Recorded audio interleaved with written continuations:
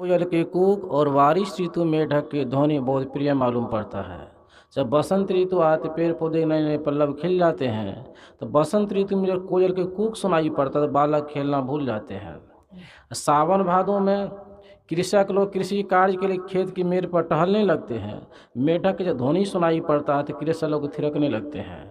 तो बसंत ऋतु में कोयल के कूक और बारिश ऋतु में मेढक की ध्वनि बहुत प्रिय मालूम पड़ता है।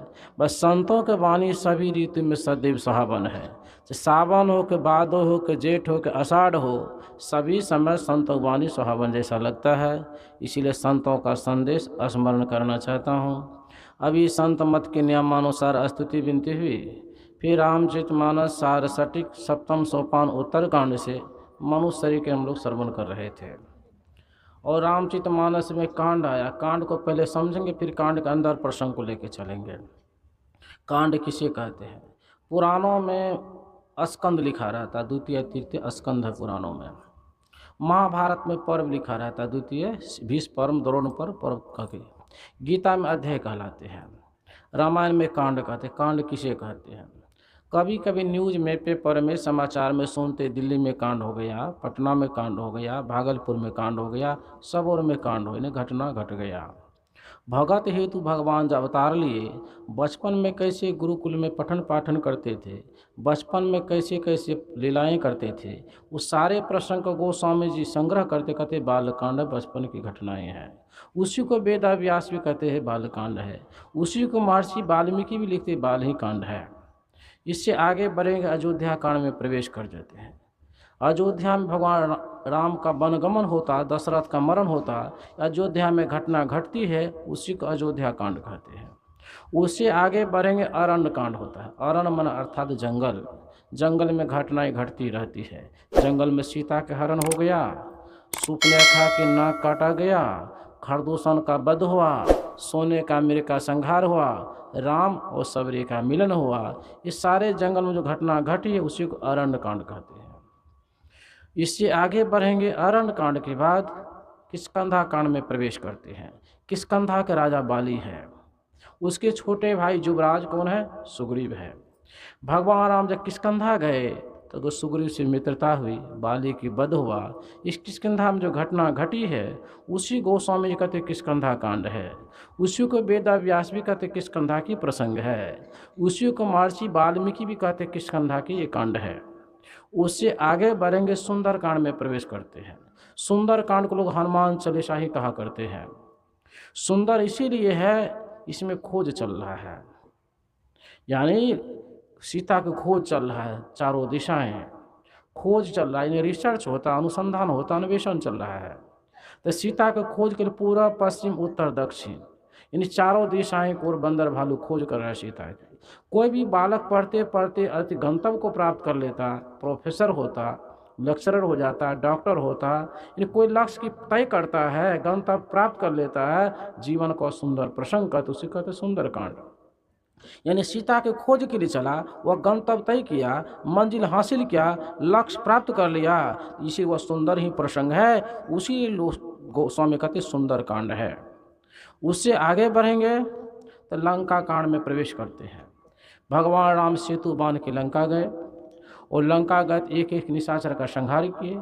जहाँ एक्सीडेंट होता है तो कहता वहाँ कांड देखते हैं, रोड सड़क पर एक्सीडेंट हो गया, किसी के मार दिया तो न्यूज में था दिल्ली में कांड हो गया, घटना घट गया। तो भगवान राम सेतु बांध के लंकापुरी गए तो निशाचर रावण को, कुंभकर्ण को, मेघनाद आदि निशाचर एक एक करके धराशायी किया, नष्ट किया, संहार किया। उसी को लंका की जो घटनाएं हैं उसी को लंका कांड गोस्वामी लिखते हैं। और अभी प्रसंग सुन रहे थे उत्तरकांड, बालकादि उत्तर अंत। गुरु माँ कहते थे पढ़े पंडित बूझे संत। अभी हम लोग शरीर पर प्रसंग सुन रहे थे, बड़े भाग मानुष तन पावा, सुर दुर्लभ सब ग्रंथ ही गावा। ये शरीर साधनों के घर है। अगली पंक्ति है, उससे क्या है? बड़े भाग मानुष तन पावा, सुर दुर्लभ सब ग्रंथ ही गावा। ये शरीर जो है ना देवता को दुर्लभ है। बड़े भाग से मनुष्य का शरीर मिला तो देवता को दुर्लभ है। देवता कोई अच्छा चीज़ नहीं है, नरक कोई खराब चीज़ नहीं है। नरक से लोग भयभीत होते और देवता के नाम सुन करके आनंदित होते, मोछ पर हाथ तेल देने लगते हैं। देवलोक को अच्छा नहीं है, नरक कोई खराब नहीं है, तो है क्या? जो पुण्य करते हैं तो पुण्य का खर्च नष्ट स्वर्गलोक में होता है। जैसे आपके पास पैसे हैं तो आप होटल के पास खड़े हो जाइए, होटल के पास जैसे खड़े हो जाएंगे तो तुरंत आइए बैठिए, बैठेंगे। आप दाल चावल खाएंगे कि पूरी बुनिया खाएंगे, लड्डू जो खाएंगे तुरंत भोजन परस देंगे। जब तक गांठ में रुपये होटल में स्वागत सत्कार हो जाएगा। तो जिस दिन गांठ से रुपये समाप्त होगा, जो व्यक्ति कहता आइए बैठिए, वही कहता रोड पर जाके टहलिए, अब जगह नहीं है। पहले कहते आइए बैठिए, अब गर्दन पर हाथ देते कहते जाइए भागलपुर के रोड पर टहलिए, अब जगह नहीं है। क्या हो रहा था वहाँ? आपकी स्वागत नहीं हो रहा था, पैसे के कारण स्वागत हो रहा था। तो स्वर्ग में हम लोग जो पुण्य कार्य करते हैं, ये पुण्य के फल से स्वर्ग मिलता है, पुण्य वहाँ नष्ट होता है। पुण्य किया नहीं जाता, पुण्य खर्च करने की जगह है। इसीलिए बड़े भाग मनुष्य का शरीर बड़े भाग्यशाली है। देवता लोग भी चाहते पुनः मानव शरीर मिले, पुण्य करो जो पुनः स्वर्ग में रहूं। जब पुण्य छीन होता तो स्वर्ग से नीचे आना पड़ता। सीरियल में देखिएगा, जिसे भारत कई बार गुलाम हुआ, उसी तरह स्वर्ग भी कई बार गुलाम हुआ। स्वर्ग पर वृत्रासुर चढ़ाई किया, हिरण्यकश्यप चढ़ाई किया, हिरण्याक्ष चढ़ाई किया, देवता की कहीं जगह नहीं मिल रहा था। देखे सीरियल, देवता को वहाँ भागना पड़ता है। तो देवलोक में भी जो है ना पुण्य छीन है, तो जब पुण्य छीन होता तो नीचे आना पड़ता है। और यह शरीर क्या है, ये देवता से भी विशेष है। गुरु महाराज कहा करते थे मनुष्य शरीर एक लोहा की तरह है, देवता कहते हैं चांदी है। चांदी है तो लोहा से बेसी महत्व चांदी की, क्योंकि हम अन्न के खाने के अभाव है, और देवता में सिद्धि रहती है, बहुत सारे सिद्धि रहती है। तो गुरु महाराज के शरीर क्या है, तो मनुष्य एक चांदी की तरह है, देवता का शरीर क्या, देवता का शरीर चांदी की तरह है, मनुष्य का शरीर लोहा की तरह है। मतलब लोहा तो है, मतलब लोहा में अगर पारा सट जाए तो सोना हो जाएगा, देवता से भी श्रेष्ठ हो जाएगा। ये शरीर लोहा है, और इससे गुरु अगर मिल गया इस शरीर में तो तब क्या कहो सोना बन जाएगा, देवता से श्रेष्ठ हो जाएंगे। इसीलिए बड़े भाग मानुष तन पावा, सुर दुर्लभ सब ग्रंथ है गावा। मनुष्य शरीर बड़े भागशाली है, देवता लोग भी याचनाएं करते रहते हैं। नर समान कब हो नहीं देही, जीव चराचर याचक देही। मनुष्य शरीर के समान दूसरा कोई शरीर नहीं है जिसको सभी चाहना करते हो, मनुष्य शरीर के सभी चाहना करते हैं। इसलिए बड़े आभागा 84 लाख तन पर आभागा शरीर है। ये अंडज शरीर है, उष्मज है, अंकुरज है, ये सब आभागा शरीर है। मनुष्य शरीर भागशाली है। और यह शरीर कैसा साधन धाम मोक्ष करे द्वारा, पाई न जही परलोक समारा। ये शरीर साधनों के घर है। अब दिल्ली जाने के लिए ट्रेन एक साधन है, ट्रेन पर बैठिएगा दिल्ली जाइए। प्लेन भी एक साधन है, बस भी साधन है। अब बस के साधन से आप जा रहे थे दिल्ली, बस पर बैठे चलना शुरू किए, बस हो गया खराब तो भागलपुर में पड़े रहेंगे। जिस साधन से जा रहे तो उस साधन में खराबी आ गया तो गंतव्य पर नहीं जा सकते। तो ये बस एक साधन है दिल्ली जाने के लिए, बस में खराबी आ गया तो गंतव्य पर नहीं पहुंच सकते। उसी तरह से आप ट्रेन से जा रहे थे दिल्ली, ट्रेन में खराबी आ गया तो गंतव्य पर नहीं पहुंच सकते। प्लेन के साधन से जा रहे थे दिल्ली, प्लेन में खराब हो गया, बस ये हवाई अड्डे पर ठहर सकते, दिल्ली नहीं जा सकते। यानी प्लेन ट्रेन बस एक साधन है वहाँ जाने के लिए। उसी तरह ये शरीर है ईश्वर प्राप्ति के लिए।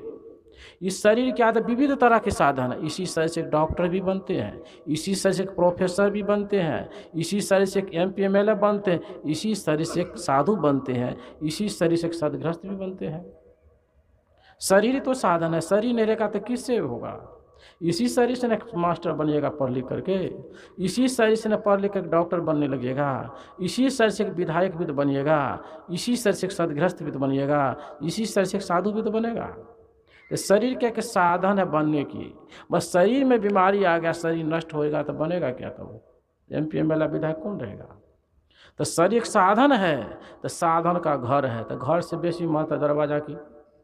घर बनाइए, घर में दरवाज़ा नहीं हो तो घर का क्या प्रयोजन। ये घर है ना बनाए आप लोग, घर छत ढाल दिया, चारों तरफ पैक कर दीजिएगा, न खिड़की न दरवाज़ा, तो घर में न आएंगे न जाएंगे तो घर का क्या लाभ होगा। गोदाम भी तो रहता तो चाहिए ना जाने आने के लिए, भूसा रखने के लिए, अनाज रखने के चाहिए ना। तो सारा दरवाज़ा खिड़की बंद ही रहेंगे तो घर ही रहेगा तो घर का क्या प्रयोजन, कोई महत्व ही नहीं रहेगा। तो घर से बेसी महत्व उनकी दरवाज़ा की।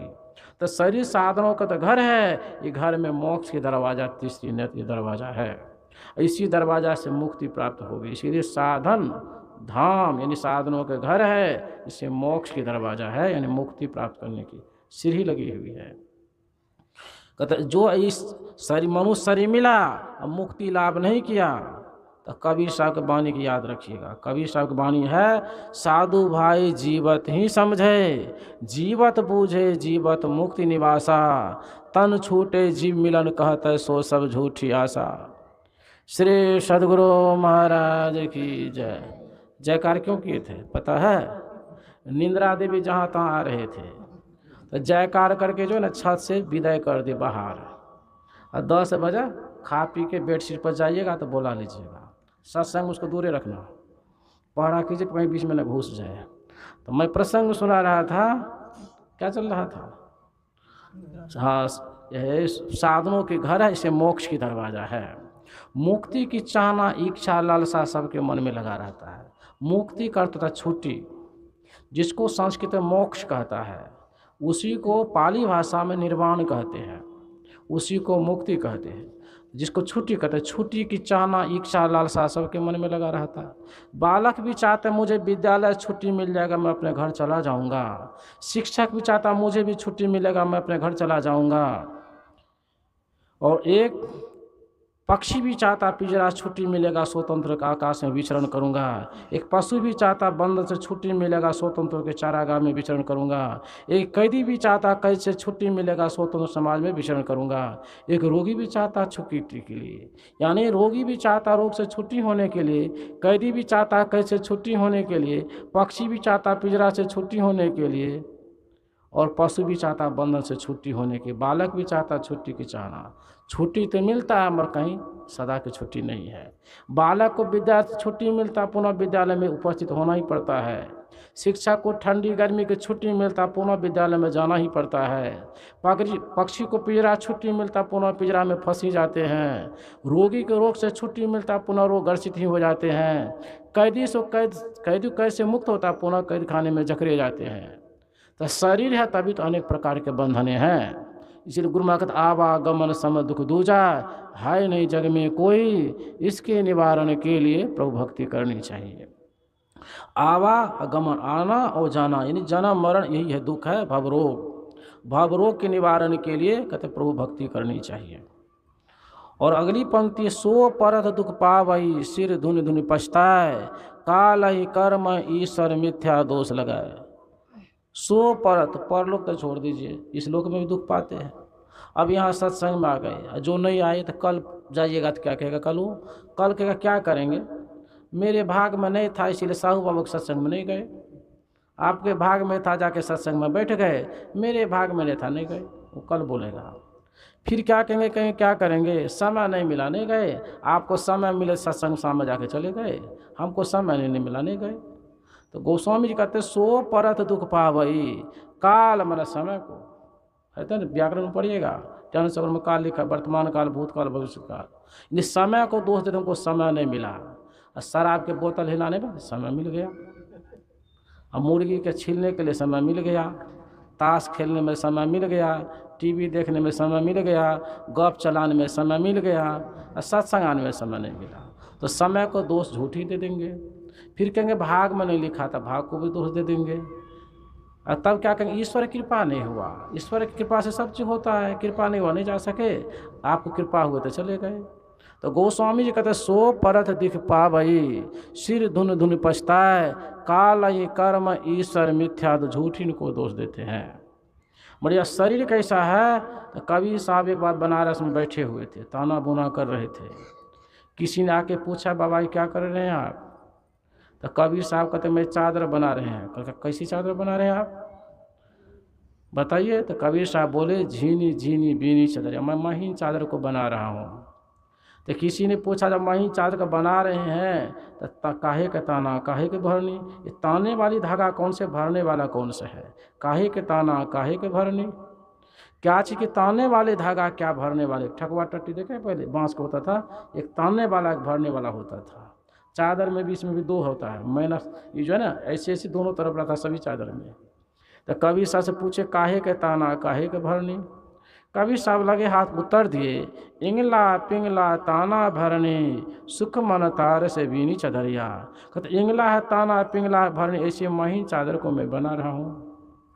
पुनः जिज्ञासु ने जिज्ञासा के धागा तो कैसे बनाए आप, जब चादर बनाने इंगला पिंगला ताना भरनी है तो ये धागा कहाँ से ले आए आप। कवि सा उत्तर दे, अष्ट कमल दल चरखा डोले 5 तत्गुण 3 चदरिया झीनी झीनी बीनी चदरिया। ये 5 तत्व और 3 गुण कितना हुआ, 5 3 8। ये 8 पंखुरी रूपी अष्टकोण रूपी चरखा है। एक तो गांधी जी चरखा चलाए, और गांधी से पहले कबीर साहब हुए 400 वर्ष पहले, वो कौन चरखा के कह रहे हैं बात। कहते 5 तत्व है, 3 गुण है, 5 8 है। ये अष्ट पंखुरी रूपी अष्टकोण रूपी चरखा है जिस पर धागा तैयार हुआ। अष्ट कमल दल चरखा डोले 5 तत्व गुण 3 चदरिया झीनी झीनी बीनी चदरिया। इस पर धागा कैसे बना, देखते हम रोटी चावल दाल खाते हैं ना, तो बीज बोते ज़मीन में, मिट्टी पानी देते हैं, जल सूरज का अग्नि तत्व हुआ, हवा परा खुली आकाश। रजोगुण है, रजोगुण में अंकुरित होता, सतोगुण में वृद्धि होता, तमोगुण में फसल पक के तैयार होता, उसको हम लोग खाते हैं, उससे रज मांस अस्थि चमड़ा बनता, वही है रज जो बीज कहते हैं। उसमें ब्रह्मा के प्रेरणा बस पानी में जीव की वास होता है, वृद्धि होना शुरू हो जाता है। तो किसी ने पूछे कबीर साहब से, ये धागा एक बूंद जो बना शरीर की रचना के लिए तो समय कितना लगा। तो कबीर साहब कहते हैं, साईं को सियत मास 10 लागे ठोक ठोक के बीनी चदरिया झीनी झीनी बीनी चदरिया। मनुष्य शरीर की चादर को बनाने के लिए परमात्मा को 10 महीने लगा, ठोक ठोक करके तैयार किया। फिर किसी ने कबीर साहब से पूछे, ठोक ठोक कर शरीर की चादर जब बनाया तैयार किया, ओढ़ा कौन धारण कौन किया। तो कबीर साहब उत्तर दिए, सो चादर सुर नर मुनि ओढ़े ओढ़ के मैल कीनी चदरिया दास कबीर जतन से ओढ़ी जौक तो धर दीनी चदरिया। कहते वह शरीर रूपी चादर जो देवता भी सुख शरीर धारण किया, मगर रूप रस गंध में गंदा कर दिया। परमात्मा के अगोचर है और संसार क्या तो गोचर है। रामायण में लिखा, गो गोचर जाहे लगे मन जाई सो सब माया जानो भाई। गो मन इंद्रिया, चर में विचरण करना। बंगाल जाएगा तो उसको गोचर भूमि कहते हैं, गाय जहाँ चरती उसको गोचर भूमि कहते हैं। परमात्मा के अगोचर, पहले गोचर तब समझ अगोचर, और उपसर्ग है व्याकरण में। गो मन होती नहीं, आँख रूप के जगत में विचरण करती, नासिका गंध के जगत में विचरण करती, और कान शब्द के जगत में विचरण करते, त्वचा स्पर्श के जगत में विचरण करते। ये 5 ज्ञान 5 विषयों में विचरण फैल रहे हैं। अब परमात्मा अगोचर मन आँख से देख नहीं सकते, इसलिए गो मन इंद्रियाँ और चरण में विचरण करना, जहाँ इंद्रियाँ की सत्ता प्रवेश नहीं कर सकते, छू नहीं सकते हैं, तो परमात्मा अगोचर है। कहते कबीर साहब कहते इस शरीर की चादर को ओढ़ा कौन, तो देवता भी धारण किया, मुनि भी धारण किया, और मनुष्य भी साधारण व्यक्ति धारण किया। पर ये सब विषय में मैली कीनियर गंदा कर दिया। दास कबीर जतन से ओढ़ी जौक तर धर दीनी चदरिया। कहते कबीर साहब कहते मैं भी मनुष्य शरीर चादर धारण किया, ओढ़ा, बस जैसे न परमात्मा ने वैसे मैंने धर दिया, अर्थात गंदा नहीं किया। तो देखते किसी सेठ से चादर ले आइए, आराम से ओढ़ लीजिए, फिर पैक कीजिए, कहिए सेठ लौटाइए, दूसरा कलर बदल देगा। चादर ओढ़ लीजिए, सील वगैरह तोड़ना नहीं। भागलपुर से चादर ले लीजिए सेठ से, ओढ़िए, सुबह पैक करके दूसरा कलर दे देगा। अब सेठ से चादर ले लीजिएगा, सुबह बच्चा के पैखाना नूरी बना के पोंछ लीजिएगा, नाक से नेटा पोछिएगा, कान से गुजू निकालिएगा, और पैखाना लगा कहिएगा लौटाइए, लौटेगा वो? अगर नहीं लौटाएगा जाइए धोबी के पास, सफाई होगा। तो नरक कोई ख़राब चीज़ नहीं है, नरक में सफाई होती है। वहाँ जो साफ जमदूत क्या करते हैं, वो जो चोरी शराब जुआ मीट मछली जितने खाए पिए ना, मुर्गी वगैरह, खैनी तम्बाकू गांजा भांग, ये जो दूषित हो गया, धब्बा जो लग गया है ना, उसको नरक में सफाई करते लोहा गर्म कर करके। जैसे कपड़ा होता है ना, तो कपड़ा पहले गंदा होते तो माई लोग तो होते दयालु, मगर कपड़ा को दया नहीं दिखाते। कपड़ा को समट के हंडी में डालते हैं और पानी गर्म करके चिमटा लेके पकड़ के सफाई करते हैं, तब तक पीटते जब तक कपड़े साफ नहीं होते हैं। उस नरक में सफाई होती है, जब साफ होते फिर नरक से बाहर कर देता। तो नरक भी रहने की जगह नहीं, वहाँ बाहर करना पड़, वहाँ भी बाहर होते हैं। स्वर्ग से भी निकाल दिया जाता है, नरक से भी निकाल दिया जाता है, पर कर्मानुसार शरीर धारण करते हैं। और इसी शरीर क्या तो इस अवसर है, ये सत्संग जाजन गिरिपति जो किए हैं, तो ये सुनते हैं नौकरी है तो कर्म का क्षेत्र शुरू है, अब विवाह गृहस्थी जीवन भी शुरू है, वर्षगांठ। एक तो नवी ये जो जीवन जो गृहस्थी जीवन आरंभ कर रहे हैं, और दूसरा जो नौकरी होने पर कर्म भूमि है, कर्म शुरू करेंगे, कर्म क्षेत्र उसको कहते हैं। तो दोनों क्षेत्र आरंभ कैसे सत्संग मन में हुआ, तो सत्संग कराएंगे, सत्संगी लोग आएंगे, स्तुति प्रार्थना करेंगे, अब पुण्य जब अर्पित करके जाएंगे तो दोनों का क्षेत्र मंगलमय शांति में बना हुआ रहे। आज इस तरह से अगर सत्संग ध्यान नहीं करेंगे तो कहते पछताई हैं, मन पछताई हैं अवसर बीते। तो मनुष्य शरीर मिला है, ये शरीर जब चूक जाएगा तो कहते पछताई हैं। देव दुर्लभ तन पाई हरिपद, तो देवता को दुर्लभ है वह मनुष्य शरीर पा करके कर्म वचन और हित, मन कर्म वचन से हित नहीं किया, कहते जीवन व्यर्थ ही हो रहा है। सहस्र बाहु 10 बदन आद निप, बचैन काल बलिते, हम करी धन धाम समारे, अंत चले उठ रीति। एक 10 कंठ रावण थे, एक सहस्र बाहु राजा थे, सहस्र में भुजाएं थी, नाम सुने होंगे आप लोग, और 10 कंठ मस्तक थे रावण। ये राजा लोग क्या कहते, मैं भूपति हूँ। भू माने क्या होता है, धरती। पति में ना क्या होगा, पति में नहीं कहते मेरे मालिक है। स्त्री अपने पुरुष के बारे में कहते मेरे पति देव है, बोलते कि नहीं। और धरती देवी के पति कौन बन रहा था, राजा लोग कहते भूपति। भू मन भूमि और पति मन मालिक, धरती देवी का हम ही पति है। बस धरती देवी आज तक किसी को पति स्वीकार ही नहीं किया। कल के हे माना आप असंख्य व्यक्ति मेरे आंचल में चला गया, खोजने से पता नहीं चलता कहाँ गया वो। अनेक राजा महाराजा जो मर करके धरती के आंचल में समा गया, उसको हड्डी राख खोजने से नहीं मिल रहा है। पर जब तक ये राजा लोग रहे तो क्या कहे, मेरा घर है, मेरा धन है, मेरा संसार है, हम करी धन धाम संभारे। धाम मन घर, धन मन संपत्ति संभालते रहे।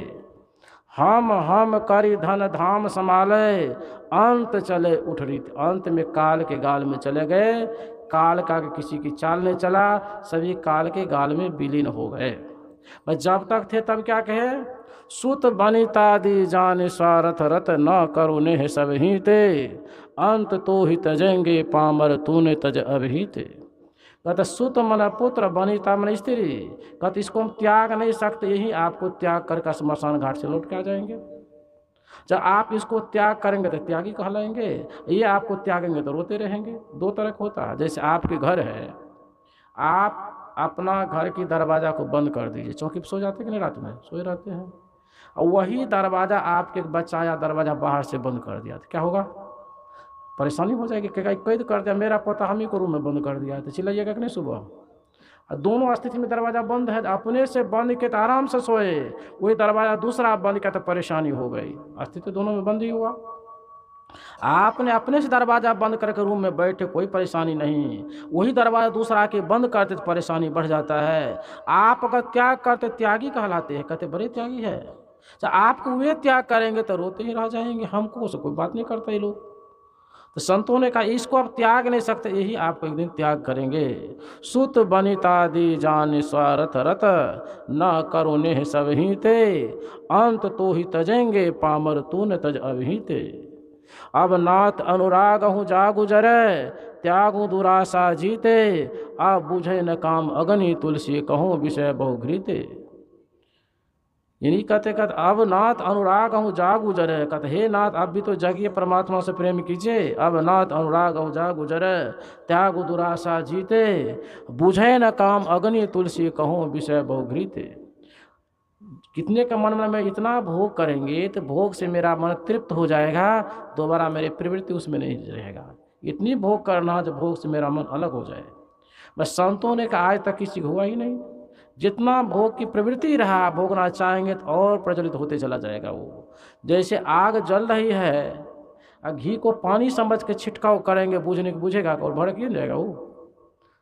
अगर आग आपकी झोपड़ी में लग गया, बगल में ड्राम में पानी, बगल में घी है, अगर उस पानी के जगह अगर घी ही डालेंगे अग्नि पर तो भड़क न जाएंगे। उससे तो भोग करके हम तृप्ति होंगे नहीं और भड़कता चला जाएगा।